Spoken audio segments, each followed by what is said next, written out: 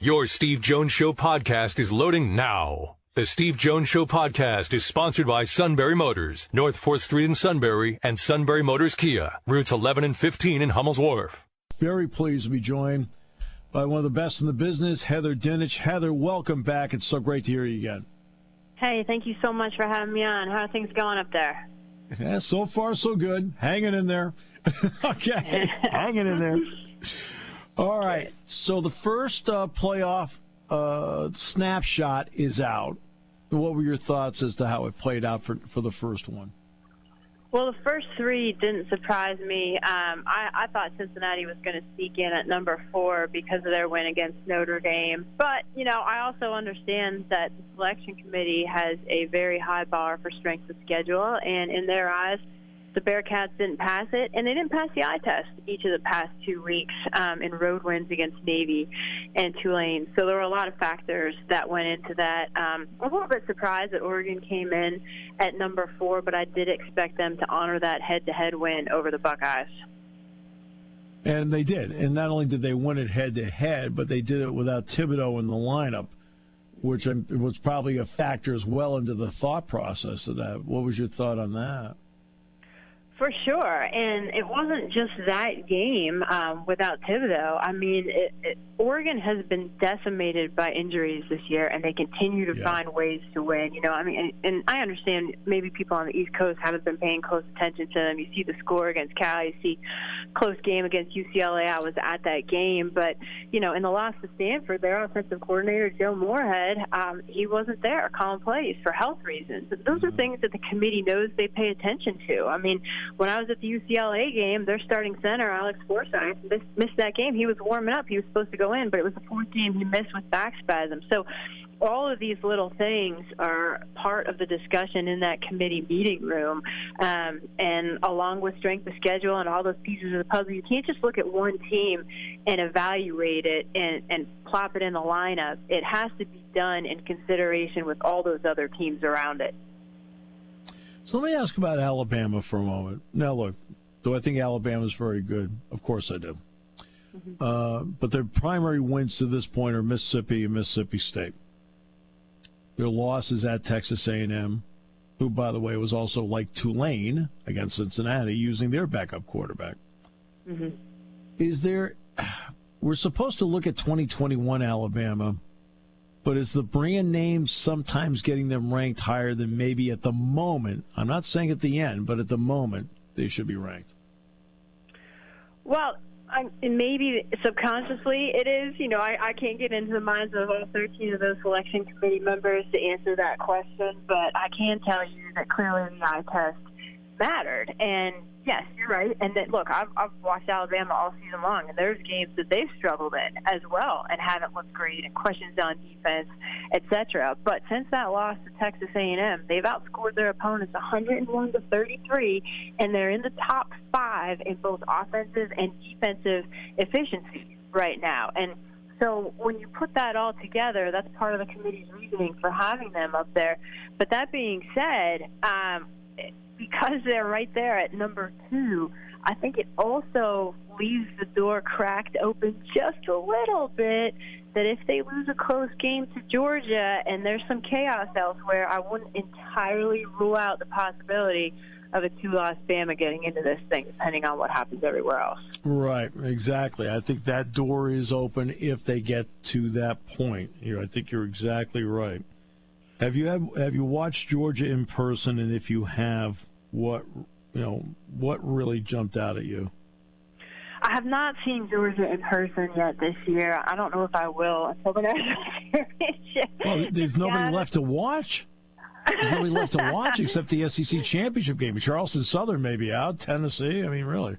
There you go. So Georgia, to me, is the most complete team in the country, and I think that sort of mirrors what we were talking about with Alabama on offense and defense statistically. But they're so good that it doesn't even matter who their starting quarterback is. You know, Daniels or Bennett in the lineup, they're finding ways to win, and they're looking good in the process. But man, their defense is NFL. It's an NFL defense. It's unbelievable what it's doing at historic levels for those guys. And Look, we're talking about a 2-loss Alabama. I wouldn't pick them to beat Georgia right now. I wouldn't.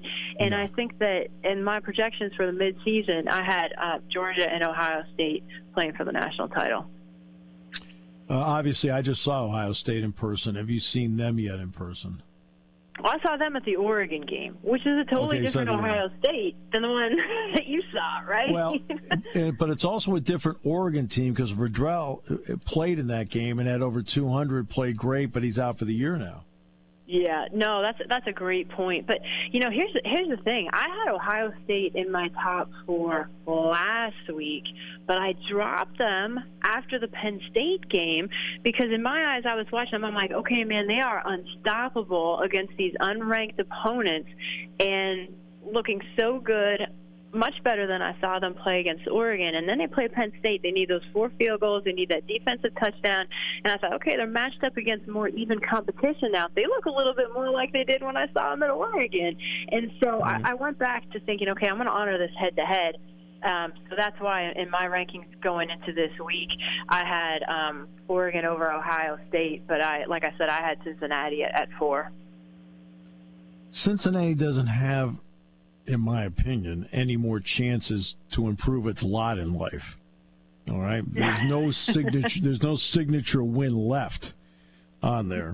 No, I mean, I almost feel like they need everybody out there. The attrition is their best friend. Yeah, no, you nailed it, and it certainly didn't help that SMU and Houston weren't ranked by the committee this week. But not only do they not have those opportunities ahead of them, teams behind them do. So when you look at Michigan, you look at Oklahoma, those 2 teams, which are sitting right behind the Bearcats, have more opportunities down the stretch that could propel them ahead of Cincinnati as well. Now, here's what they do have going for them. Certain things will null themselves out. Ohio State has to play Michigan State. Michigan still has to play Ohio State. So, I mean, they do have some people that have to play each other that will knock somebody back. I think that the attrition is their best friend. Yeah, no, it is. And, it's hard. It's easy to jump to conclusions right now, but this is the first of 6 rankings. I mean, things are going to change, and they should change. They should, based on results week to week. That's what's so different about the AP poll and this poll that people have a hard time wrapping their head around, is that it should be fluid. Eventually, it sort of settles itself out as the teams play each other more.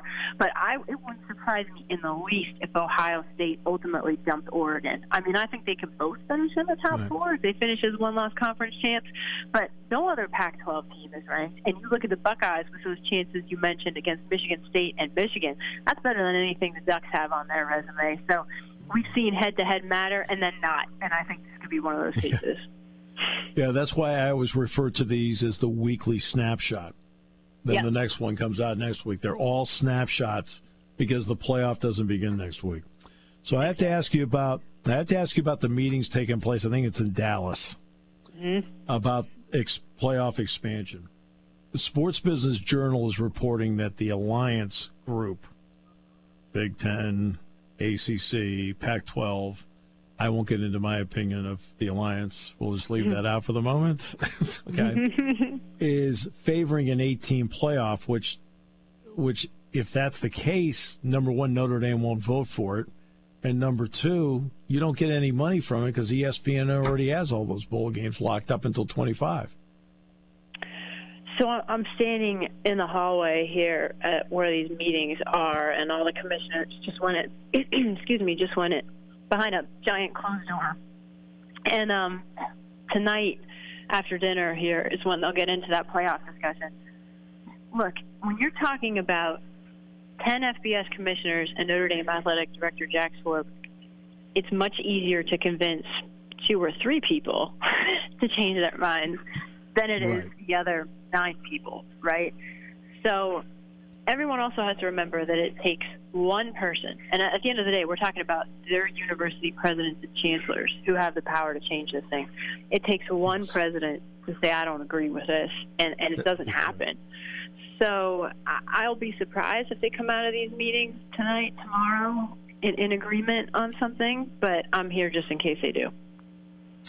Right. So let me bring this up. Every athletic department in Power 5 last year, and this is not, I mean, I'm making an assumption, but I think it's a very strong assumption. Every athletic department, when fiscal year numbers come out from last year, will have lost 8 figures apiece. Doesn't money eventually come into this to get people to say yes, because the only way to do it is to close the gap financially? Well, if they don't do this, it is a fact that they will leave a lot of money on the table. Buku bucks, right? The question is why? You know, what is it that they so firmly believe in that is worth not going after that $200 million or $400 million, whatever it is? So, you know, does it close the gap because of the deficits that happened during the pandemic? It can, but it can go well beyond that as well. Oh, boy. Are you surprised? Because it seemed something that looked really good in the spring. I know Oklahoma and Texas came into this. I got that. But are you surprised that we're at this point now and they didn't lock it up?